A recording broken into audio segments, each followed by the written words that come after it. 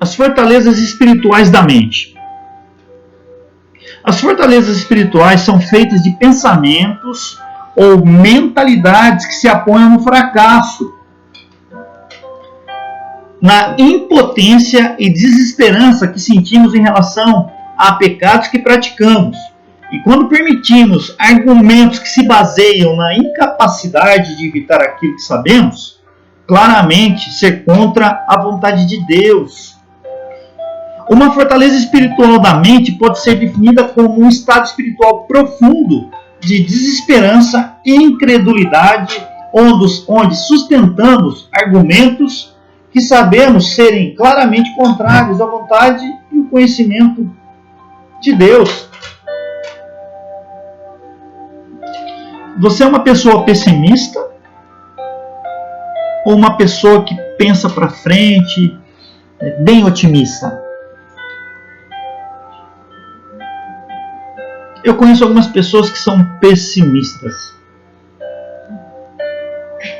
Eu costumo dizer para algumas pessoas, se você quer se matar, né, quer se suicidar, vá lá e conversa 20 minutos com aquela pessoa pessimista. Ela não fala uma palavra de coisa boa, só de derrota, de frustração, de incapacidade. Ela não consegue, ela vive num ativismo de derrota, de insensibilidade, que tudo para ela é ruim, tudo produz coisas ruins. E aquilo lá vai enchendo nossa mente, vai criando fortalezas. Vai criando fortalezas. Você olha um pai, uma mãe, e você vê o filho. Nossa, o pai parece muito com o filho, né? Olha lá o trejeito do pai. É igualzinho do filho. Convive com pessoas negativas, para ver se você não vai pegar o jeito dessa pessoa. Para ver se o caráter seu não vai ser alterado pela influência dessa pessoa. O único que pode te influenciar é Jesus Cristo. O caráter dele é perfeito. É o único que pode nos influenciar. Não estou dizendo que nós não devemos procurar a nossa liderança e expor os nossos problemas. Devemos sim. Porque são homens de Deus, constituídos por Deus. E se porventura eles estiverem errando, aí é um problema deles com o Senhor. Julgar jamais. Mas aonde eu quero chegar? Que o Satanás ele aproveita todas essas situações. Satanás não dorme, não tem férias. Não tem nada. Ele trabalha 24 horas para te destruir. Para me destruir. Lá em João 10:10, se você ler lá, ele vai falar que o inimigo veio para matar, roubar e destruir. Satanás é assim. Ele anda ao nosso derredor, buscando uma brechinha, para que ele possa entrar e arrebentar comigo e com você. Sejamos fortes. Nos revestimos da armadura do Senhor, porque a vitória é certa. Olha que coisa.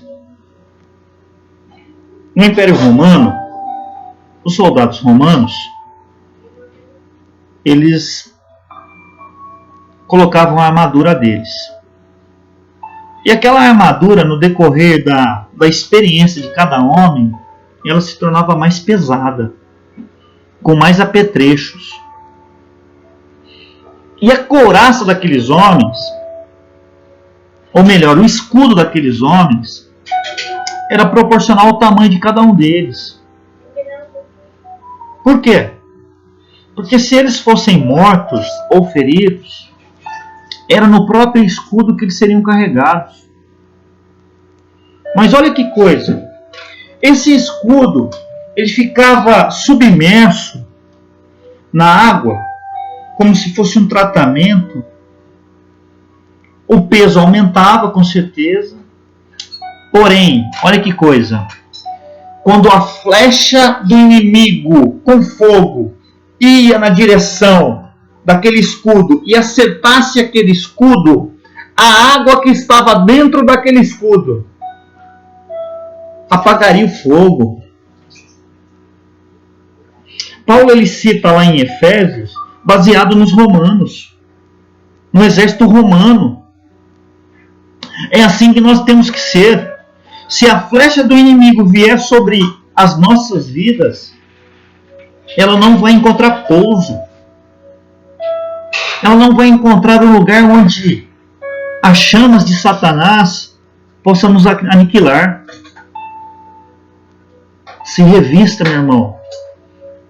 Principalmente a tua mente. Blinde a sua mente contra as coisas do mundo.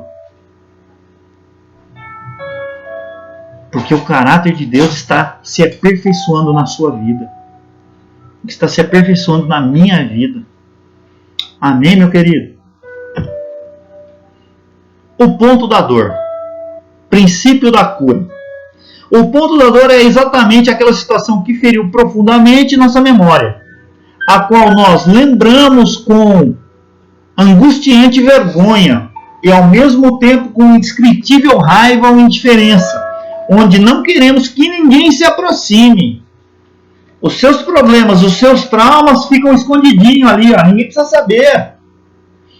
Este é o ponto mais sensível de reprovações crônicas. No ponto da dor é que reside o princípio e o ponto da cura.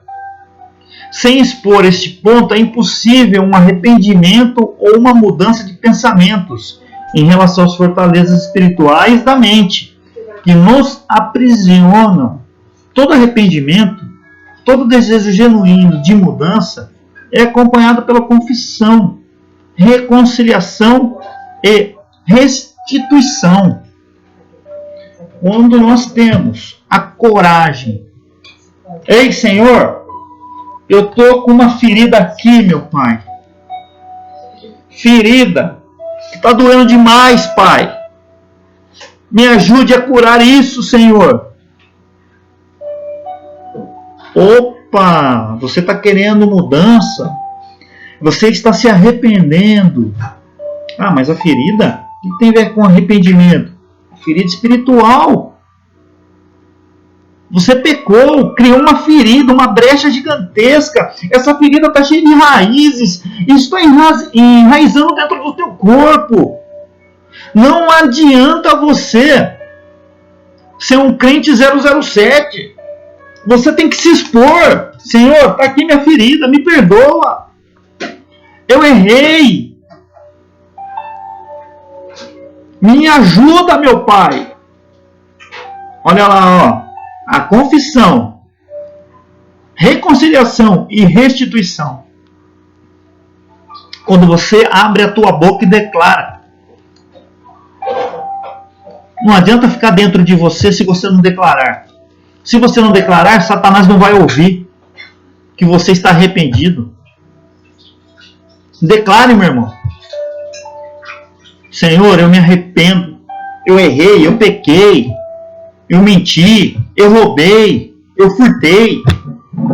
Estou dando exemplos aqui, tá, meu irmão? Para você poder entender isso. Mas quando você confessa diante do Senhor, Ele derrama o teu bálsamo na tua ferida. Ele entra com a cura imediata. Aí eu citei, depende do tamanho da raiz, do tamanho do machucado. Se é um machucado superficial, a cura será mais rápida. Agora, se é uma cura que está enraizada há anos dentro de você, Deus ele vai curar. Talvez demore um pouco mais. Você sentirá mais dor, sim. Mas a cura virá, meu irmão. A cura virá. A mulher do fluxo de sangue. Anos e anos e anos sangrando, perdendo sangue. Já estava com anemia profunda. Aquela mulher, naquele período, aquelas pessoas doentes, elas não poderiam viver no meio das outras pessoas sadias. Ela não aguentava mais.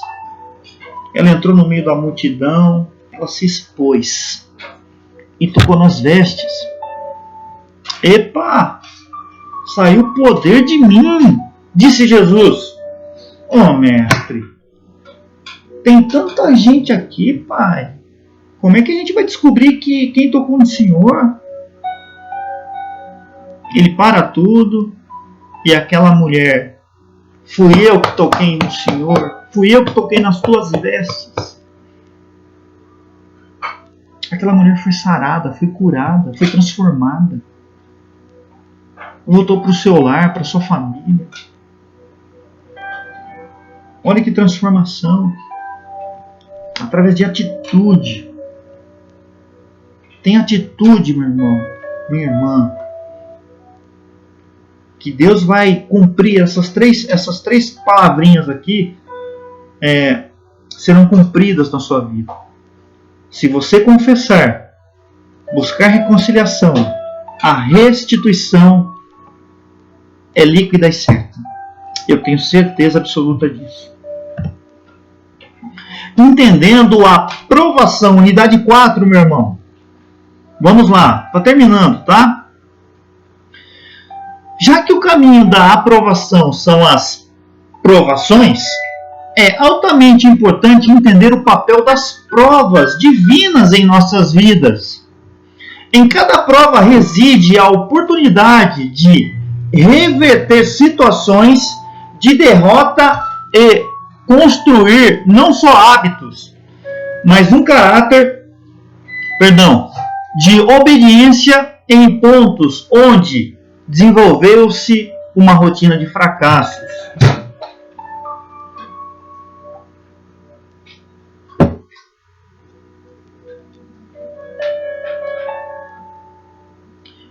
Meu irmão, as circunstâncias, nos levam... às vezes nós não estamos preparados e as provações vêm e a gente acaba sendo reprovado. O que nós não podemos fazer com que as provações se tornem reprovações em rotina de fracasso, isso. Tá? Basicamente eu já citei isso na unidade 3. Quando a gente começa a fazer disso uma rotina, daqui a pouco a gente vê que o pecado é algo normal. As coisas que acontecem ao nosso redor, você vê, lei de aborto e situação de gênero que os políticos estão discutindo. Pra gente que é crente, daqui a pouco a gente acaba vendo isso como tudo normal. Isso é normal, o mundo está se atualizando. É tudo normal. Não é normal. Viver com essas situações, com os nossos fracassos e assistir num banquinho sentado, isso não é normal. Temos que nos posicionar.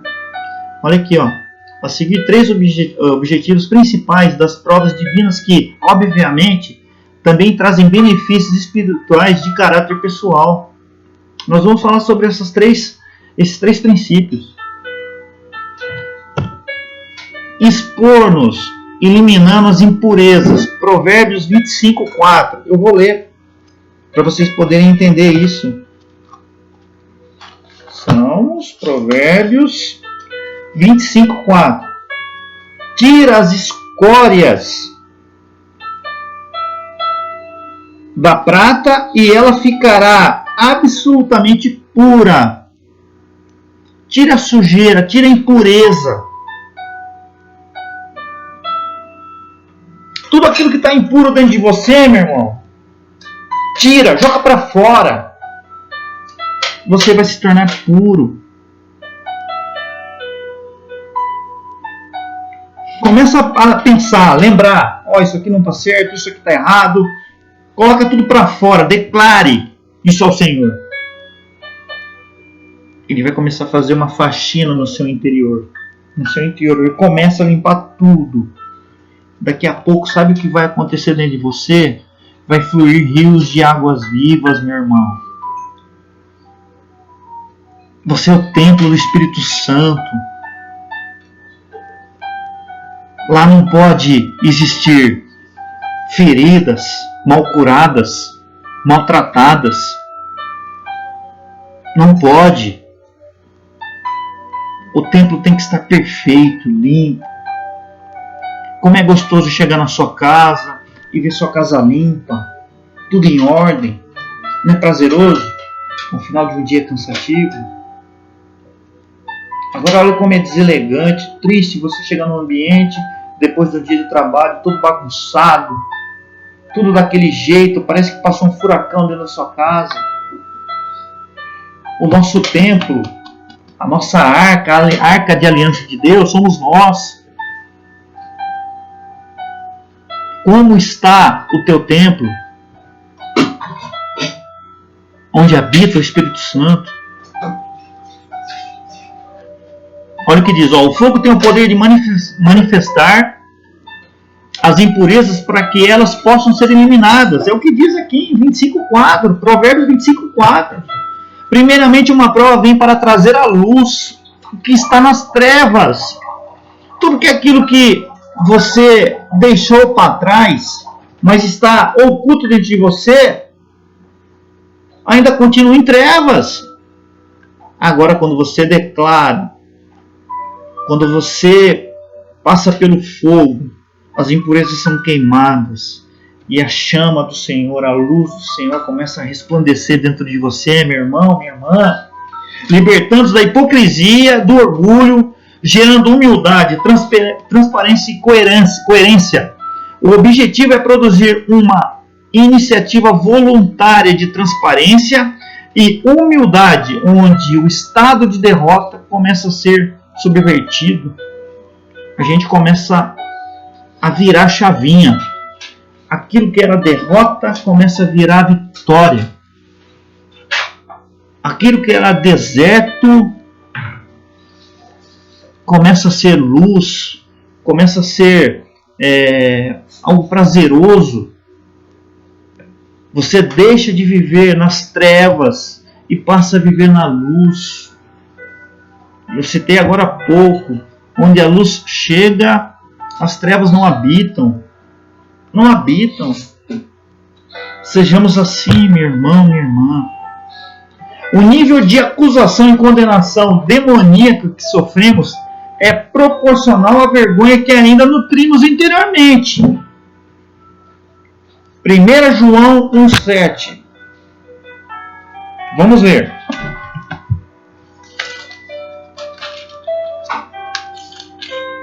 1 João 1,7.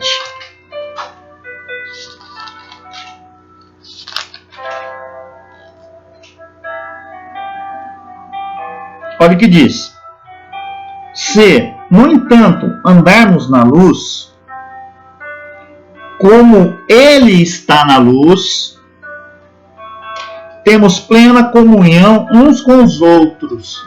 Se deixarmos Deus tratar as nossas feridas, cuidar dela efetivamente, aonde está doendo, aonde está machucado. Olha o que ele fala aqui. Andaremos na luz, como Ele está na luz. Temos plena comunhão um com os outros. E o sangue de Jesus, seu Filho, nos purifica de todo pecado. É lindo esse versículo. É lindo, é maravilhoso. Se no entanto andarmos na luz, como Ele está na luz, temos plena comunhão uns com os outros. E o sangue de Jesus, seu Filho, aquele que foi crucificado, seu sangue que foi vertido na cruz, nos purifica de todo pecado. Não é um pecado A, B ou C, é todo. é todo pecado, meu irmão. Testar as novas reações instantâneas. Tiago 1, 3 e 4. Vamos ler também. Tiago 1, versículos 3 e 4.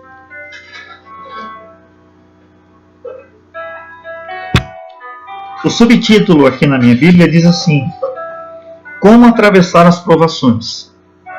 Eu vou ler o 2 também, tá?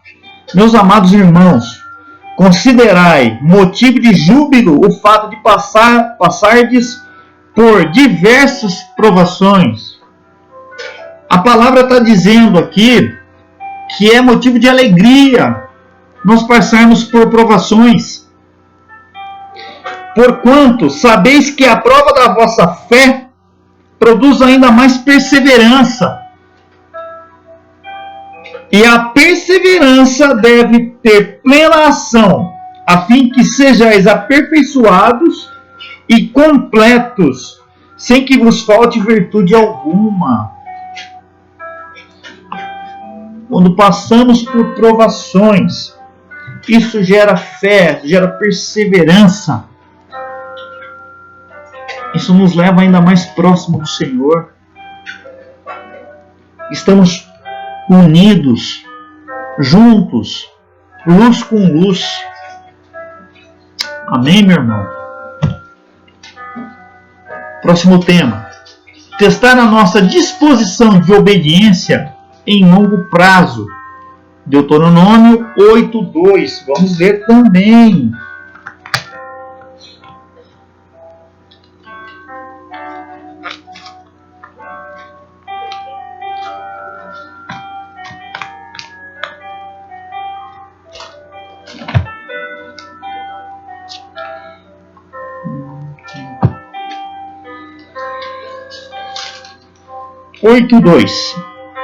Deuteronômio 8:2. Trazei sempre viva em tua memória a maneira como, ó Yahvé, o teu Deus, te conduziu por todo o caminho no deserto, durante estes 40 anos, para vos tomar humildes e provar-te, a fim de que exteriorizastes todas as intenções do teu coração, se estavas decidido a obedecer os seus mandamentos ou não.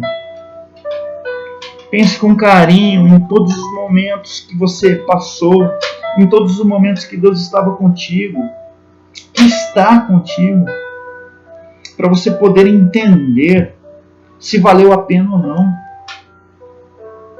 Eu tenho certeza que sempre valerá a pena. Sempre, sempre, sempre. Não tenho dúvida disso. Não hesite, meu irmão, em imaginar. Será que vale a pena caminhar junto com Deus? Passar 40 anos no deserto? A eternidade é como um flash, o período que nós vivemos aqui nessa terra. Vale muito, muito a pena estar junto de Deus. E nós temos sim que lembrar tudo aquilo que Deus fez, tudo aquilo que Ele fará, tudo aquilo que Ele nos prometeu. Tem coisa que nós nem imaginamos, livramentos que nós nem imaginamos que Deus nos dá. Mas reflita. Eu estou pegando o hábito agora, meu irmão, minha irmã, no final da noite, quando eu estou indo dormir, eu fazer um resumo do meu dia.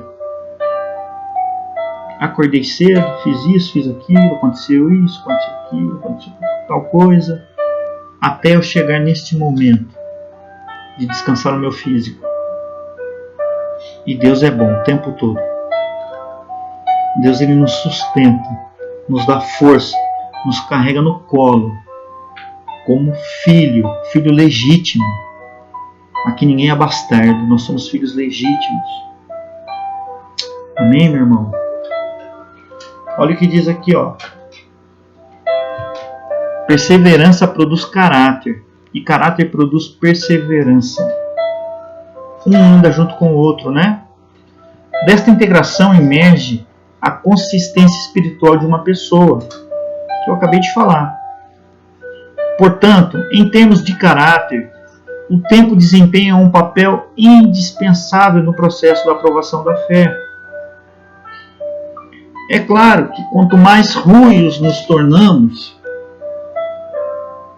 mais entendedor da palavra, mais calejados estamos, nós entendemos as provações. E isso a maturidade vai nos preparando. A experiência vai nos dando essa bagagem. Pastor Paulo, eu comecei a caminhar com Cristo ontem. Eu não tenho experiência. Você não tinha experiência, você não tinha entendimento. A partir de hoje você tem. Para que aquele erro que eu cometi, você não cometa. O sábio aprende com os erros dos outros.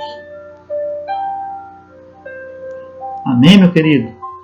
O mais importante que qualquer vitória obtida é a capacidade de mantê-la, ou seja, de passar a viver de acordo com esta nova realidade, mantendo o território conquistado.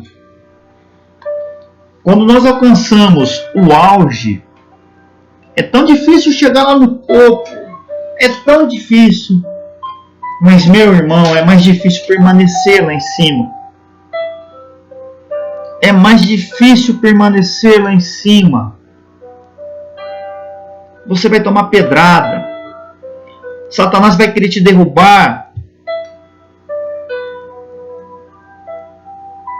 Mas a bagagem que você tem agora, o entendimento de caráter de Cristo, as suas feridas foram saradas, você fechou todas as brechas, você reconstruiu tudo aquilo que estava construído de forma errada.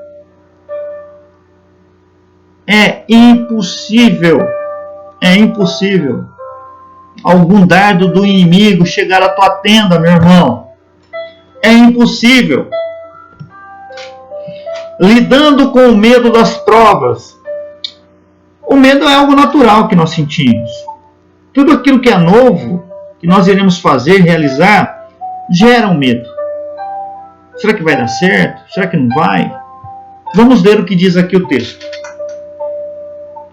Pessoas aprovadas sempre encaram as provações com abertura, gratidão, sabedoria e ousadia. Pessoas aprovadas encaram as provações com abertura, gratidão, sabedoria e ousadia. Em cada prova podemos exercitar esses elementos mencionados em detrimento do medo. Esta predisposição pode afetar totalmente o ambiente espiritual, onde, ao invés de sermos intimidados, passamos a intimidar. Paulo, lá em Atos 21, 11 a 13, cita que ele foi acorrentado, foi amarrado. E as pessoas, mas você não tem medo? E gera aquela insegurança no meio do povo. Ele relata, eu estou com Deus. Pode vir algo muito pior do que isso, eu estou com Deus. Meu irmão, se a tempestade bateu em sua porta, não se esqueça, dentro do teu barco está Jesus. Sentado ao teu lado está Jesus. Não tenha medo. Tenha coragem. Não deixe ser intimidado pelo mundo espiritual. Você que tem que intimidar as trevas. Você tem que incomodar as trevas. O inimigo tem que ver em você a luz do Senhor. Rios de água viva saindo através dos teus olhos, da tua boca. Amém, meu querido? Esta é uma lição que mais cedo ou mais tarde todo homem de Deus aprende. É imprescindível a disposição natural de enfrentar com uma atitude tranquila e positiva as provas. Eu tenho conhecido que ele está desempregado já faz um tempo, passando necessidade. Eu vou conversar com ele às vezes. O otimismo daquela pessoa me chama a atenção. Sempre com a Bíblia, lendo, me orientando. Não, Deus é bom o tempo todo. Deus é bom o tempo todo. Isso nos fortalece. Nos fortalece. Talvez você, ao seu redor, você depare por situações assim. Acontecendo às vezes na sua vida. Mas haja com naturalidade. Continue orando. Tendo intimidade com o Senhor. Porque você se torna ruim todos os dias. A maturidade, ela é acrescentada todos os dias. Daqui a um mês eu estou maduro. Não é assim que funciona. Daqui a um mês eu estarei maduro. Daqui a um mês e um dia eu estarei mais maduro. E assim sucessivamente. Olha que coisa aqui, ó. Diagnosticando o estado de reprovação. Tem a figura 2. Você pode ver aí na sua apostila, né? A palavra reprovação, por mais dolorosa que seja, também embute a perspectiva de uma nova chance. O que o primeiro passo para sermos aprovados é reconhecer que estamos ou temos sido reprovados. Sem humildade e quebrantamento seremos quebrados. O que, além de piorar a situação, pode literalmente nos destruir. Olha, observa o círculo. Iniciou. Tem um R lá. Reprovou. Começou de novo. Reprovou. Começou de novo. Reprovou. E assim sucessivamente. Pode ver que existe aqui, ó, a palavra escrito vergonha. Não desista, meu irmão. Não desista. Não tenha vergonha. Eu falei, declare o seu pecado. Declare a sua ferida, onde está doendo. Para que o caráter do Senhor seja estampado. Na primeira aula eu fui lá buscar o significado de caráter no grego. Estampa. Lembra? Estampa. Que a estampa do Senhor esteja em você. Amém, meu querido? Sintomas de uma pessoa reprovada. A seguir, uma espécie de radiografia espiritual de uma pessoa reprovada, evidenciando sintomas mais comuns que qualificam uma pessoa nessa situação. Eu acabei de citar, né? Se você não citar, não expor, se tirarem uma radiografia sua, por fora, mil maravilhas, por dentro, todo arrebentado. E não é isso que Deus deseja pra gente. Não é isso que Deus deseja para mim e para você. Desconfiança crônica e generalizada. Invariavelmente, uma pessoa reprovada deixou-se atingir tanto pelas decepções da vida que não consegue mais confiar em outras pessoas. Olha aqui, ó, o verbo popular. Gato escaldado tem medo de água fria. Meu irmão, quantas vezes isso aconteceu comigo e com você? A gente fica meio, né, com o pé atrás ali, evita situações, evita encontrar com aquelas pessoas novamente, se deparar com a mesma situação. Todos que representam aquela classe de pessoas com quem ela se decepcionou passam a ser discriminadamente uma ameaça. Acabei de citar. Vamos citar um exemplo aqui, tá? Um advogado. Tive problema com um advogado. Então toda a classe de advogado eu vou ficar com o pé atrás. Ah, não sei não. Né? Tô falando isso porque eu conheço algumas pessoas e conheço o caráter de cada uma delas. São pessoas que têm um caráter excepcionais e outras nem tanto. Porém, exercem a mesma profissão. E nem por isso eu vou comparar uma com a outra. Colocar tudo dentro do mesmo saco e falar, outra, essas pessoas eu não posso me relacionar. Geram ameaça, geram dor, geram ferida, geram traumas na minha vida. Não é assim que funciona. Ah, determinada igreja só fala de tal assunto. Não, eu não posso comparar igrejas com igrejas. Pessoas com pessoas, pastores com pastores.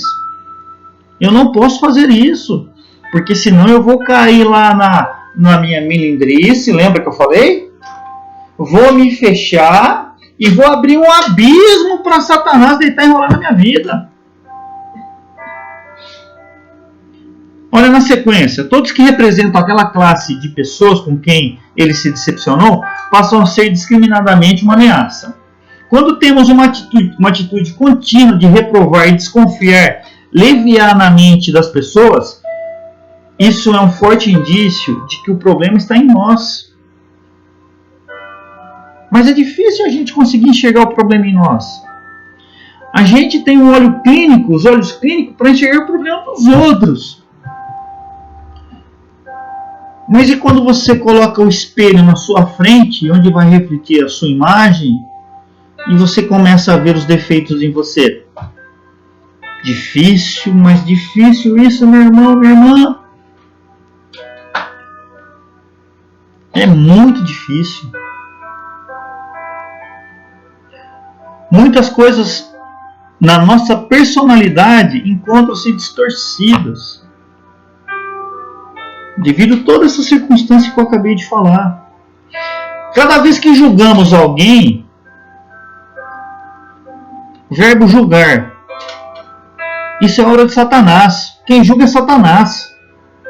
É ele que quer me julgar, te julgar. Alguém ou uma situação sem conhecimento de causa, o único padrão que na verdade usamos para tal julgamento é o nosso próprio coração. O seu coração está cheio do quê, meu irmão? O seu coração, que é o templo do Senhor, está jorrando água ou é um empoço de pedra?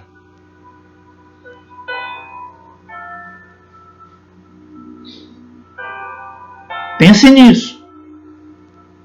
Reflita. No início da frase tem lá a palavra. Cada vez que julgamos, o verbo julgar não cabe a mim nem você, crente em Cristo. Erraram contra nós, machucaram, nos feriram. Sim, vamos orar. Ah, eu devo me afastar daquela pessoa que está me machucando? Claro que deve. Você vai ver uma pessoa que está te maltratando, te machucando, mas eu não posso generalizar isso. Eu não posso imaginar que o irmão daquela pessoa que tem os mesmos pais, as mesmas características físicas, seja igual a ela. Não, de forma nenhuma. Eu não posso generalizar. Eu espero que eu tenha sido claro nesse sentido.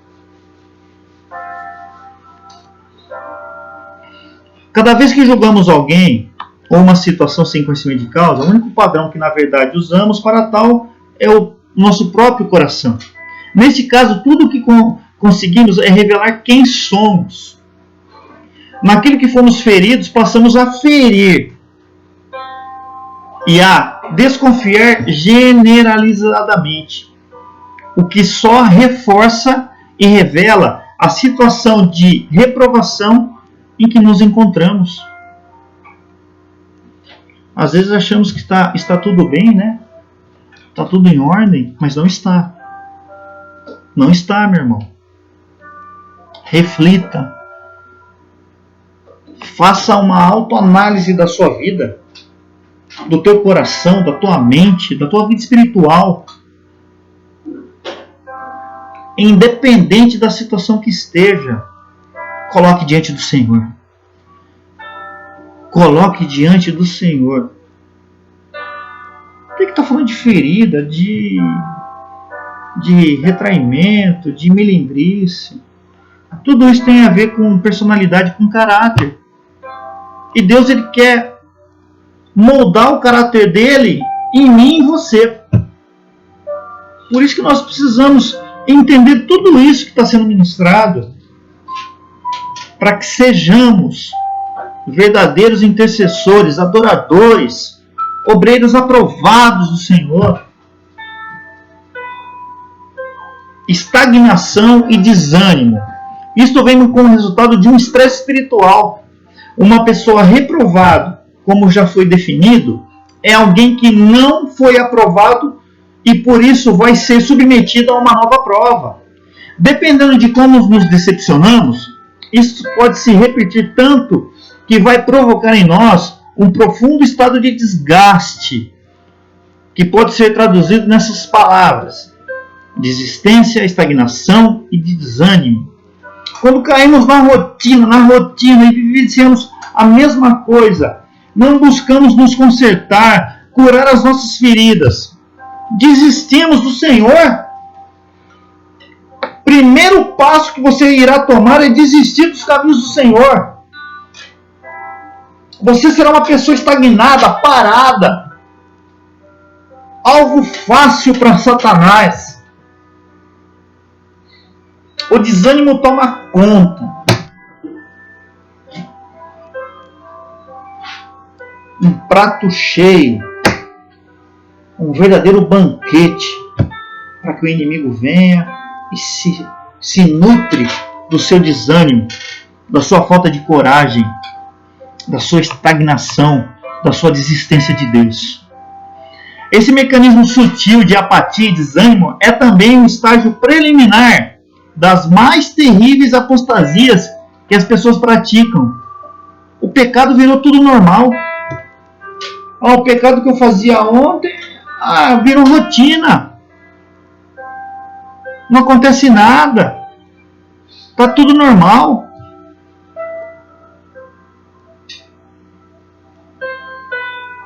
E o inimigo sutilmente vai colocando isso no teu coração, na tua mente. Se revista, meu irmão. Não deixa isso acontecer de forma alguma. A palavra profética nos alerta que esses últimos dias seriam marcados principalmente pela apostasia. Ressentimento e prevenção. Todo ressentimento cria barreiras. Essas prevenções e barreiras acabam construindo sérios conflitos com o discernimento da vontade de Deus. A pessoa não consegue ter uma genuína convicção da vontade divina. As feridas vêm, os traumas vêm, as reprovações vêm. Não é fácil, meu irmão, não é fácil mesmo. Criamos barreiras. Não deixamos Deus agir em nossas vidas.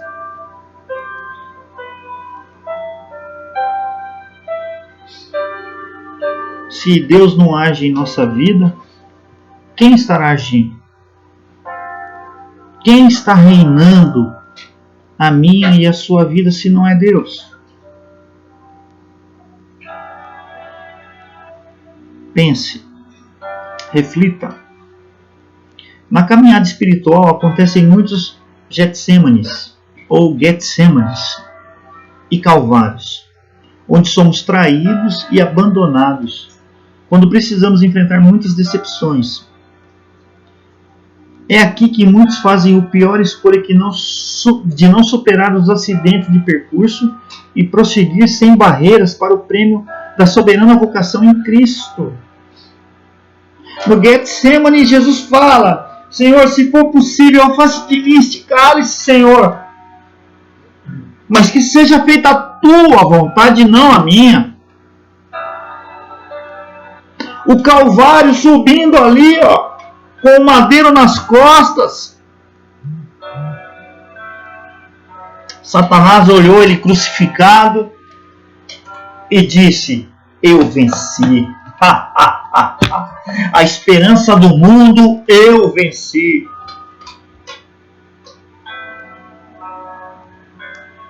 Só que ele não sabia que 3 dias depois o Rei dos Reis seria ressuscitado e que enviaria o Espírito Santo para cada um de nós, para termos livre acesso com o Pai. Muitas pessoas desistem no meio do caminho. Imagine se Jesus tivesse desistido no meio do caminho. Imagina, o que seria de mim e de você? Tudo isso não foi em vão, meu irmão. Toda essa obra da cruz não foi em vão. Foi por mim e por você. Reflita.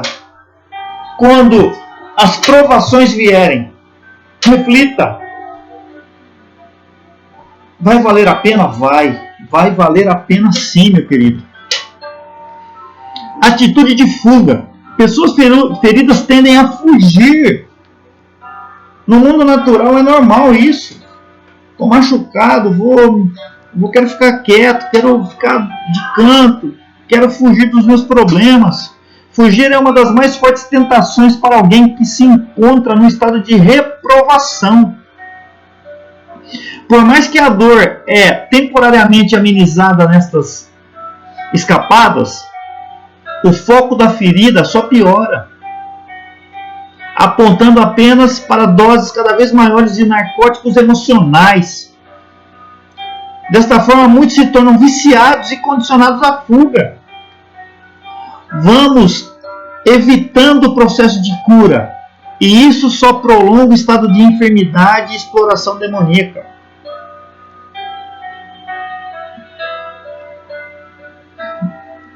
Vocês percebem como um assunto ele se encaixa no outro?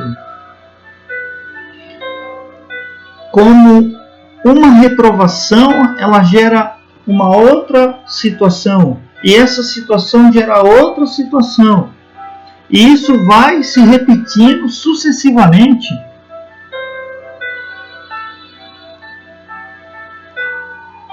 Se nós não encararmos o problema de frente, estaremos sempre fugindo. Sempre fugindo. Tomando um anestésico para aliviar a dor momentaneamente, e aquilo se torna crônico em nossas vidas. Eu não desejo isso nem para mim, nem para você, meu irmão. É impossível sair do mal de um lugar sem entrar mal em outro, pois o problema reside em nós mesmos. Exemplos de fugitivos. Moisés, antes de liberar o povo de Israel, Moisés precisava ser livre. Voltou ao Egito, não apenas por causa de Israel, mas por causa dele mesmo, sua volta, enfrentar a situação de frente, para que fosse curado. Jonas ele queria fugir de toda a situação das coisas do Senhor. Ele falou, vou pegar um barquinho aqui ninguém me conhece, e eu vou sair desse lugar, vou embora, eu não quero ir para Nínive de jeito nenhum. Entrou dentro do barco, estava lá no porão dormindo do barco, veio a tempestade, todo mundo ali preocupado, cada um procurando o seu Deus, e de repente todos param, epa, tem um homem lá embaixo, e ele serve o Deus vivo. Eu acho que o problema deve ser com ele, vamos lançar a sorte. E a sorte caiu em quem? Em Jonas. Foi jogado ao mar, foi engolido por um peixe grande. Olha o que esse homem viveu. Olha o que ele passou.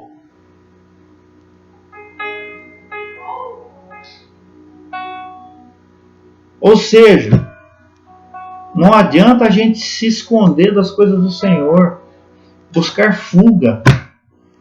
Porque as coisas do Senhor, quando Ele tem algo preparado para mim e para você, Ele vai fazer. Com dor ou sem dor, Ele vai fazer. Temos o exemplo de Caim, reprovado por sua oferta, matou seu irmão. Olha que coisa, matou o irmão, porque a sua oferta foi reprovada.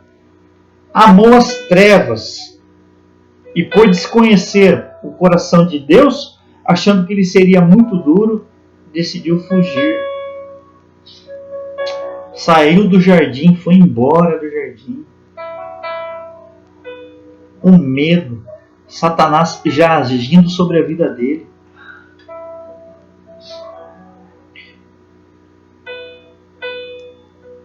Que nós possamos, meu irmão, por mais duro que sejam as nossas vidas, os nossos traumas, as nossas feridas, os nossos sentimentos, tua vergonha, a minha vergonha, de problemas ou de pecados que cometemos, nós devemos sim expor as nossas feridas diante do Senhor, para que sejamos curados, transformados. É tudo que Deus quer. É tudo que Deus sonhou. Ter pessoas transformadas pelo caráter dele.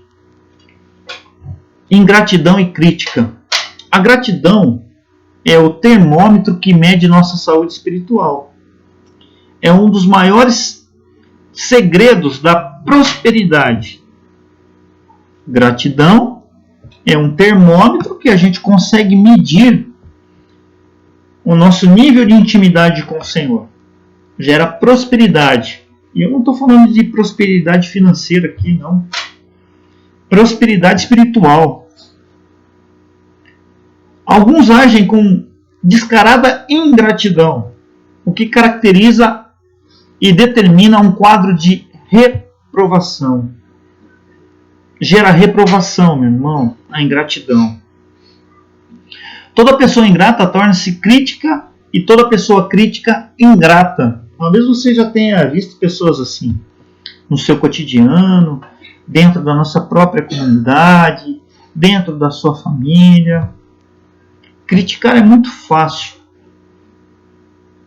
Arregaçar as mangas e fazer é difícil. É difícil. Não é fácil, não. Na verdade, sempre que uma pessoa não é aprovada numa circunstância, mais cedo ou mais tarde vai extravasar. Isto através de murmuração e crítica, que já foi citado em vários minutos atrás. Quando uma pessoa começa a ver seus problemas e defeitos num lugar ou nas pessoas com quem ela convive, a leitura que se faz e o diagnóstico espiritual a que se chega é que ela mesma é que está reprovada. Essas pessoas procuram de tal forma que se tornam pessoas reprovadas pelo Senhor.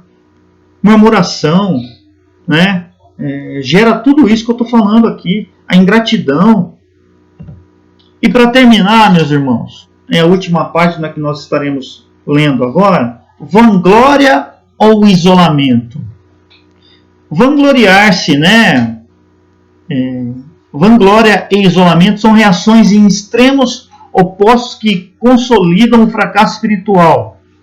Ou aquela pessoa que se sente o tal. Eu sou bom, eu sou perfeito. E ao mesmo tempo aquela pessoa que se isola. Essas atitudes invariavelmente são tentativas estratégicas com o intuito de disfarçar ou encobrir o quadro interno de reprovação. O principal motivo que sustenta esses comportamentos mentirosos é a vergonha moral e o orgulho. Vangloriar-se, olha o orgulho, a soberba, né? Vergonha moral gera isolamento. Eu não quero ter contato. Eu quero me retrair, ficar no meu canto. Não faça isso.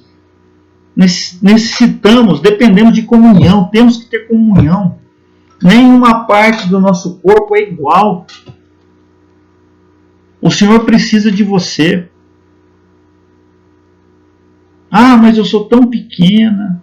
O Senhor precisa de você na obra dele. Apesar de ter chances para se expor e ser ajudada, a pessoa contrai uma capacidade demoníaca de encobrir a situação pecaminosa, conciliando uma dose certa de isolamento e ativismo espiritual. Foi o que eu acabei de falar. Tome cuidado, meu irmão. A linha entre a luz e a escuridão, ela é muito tênue. Muito cuidado. Vigie sempre, para que nosso caráter seja transformado por Cristo. Amém, meus queridos? A aula de hoje está se encerrando. Eu quero agradecer a você que está junto comigo, buscando aprender as coisas do Senhor. Você está no caminho certo, meu irmão. Você está no caminho certo, minha irmã. Vamos orar e agradecer por mais esse ensinamento que o Senhor nos trouxe. Curve a tua cabeça, feche os teus olhos. Senhor, muito obrigado, papai, por esse teu ensinamento, por esse livramento que o Senhor está nos dando. Que realmente, Senhor, as nossas feridas possam ser tratadas, papai, aonde elas estão expostas, papai. Que não seja um tratamento superficial, mas que seja um tratamento profundo, que alcance as raízes, Senhor Deus, para que verdadeiramente sejamos libertos, papai, das trevas, do inimigo, e possamos andar continuamente na luz, Senhor Deus. Senhor, eu peço ao Senhor que o Teu Espírito Santo, Senhor, traga a revelação durante a semana aos meus irmãos, que aonde quer que eles estejam, o Senhor possa estar conversando com cada um deles e mostrando a área da vida em que deve ser tratada, deve ser curada, deve ser ajustada, Senhor, para que sejamos não somente bonitos por fora, mas que sejamos lindos, maravilhosos por dentro, papai. Porque sabemos, papai, que nós somos o Teu templo, aonde o Teu Espírito Santo habita, meu Pai. Senhor, eu sou grato por cada vida dos meus irmãos aqui presente, assistindo essa aula. Senhor, meu Deus, muito obrigado mesmo. Eu lhe agradeço em nome de Jesus. Amém. Amém, meu irmão.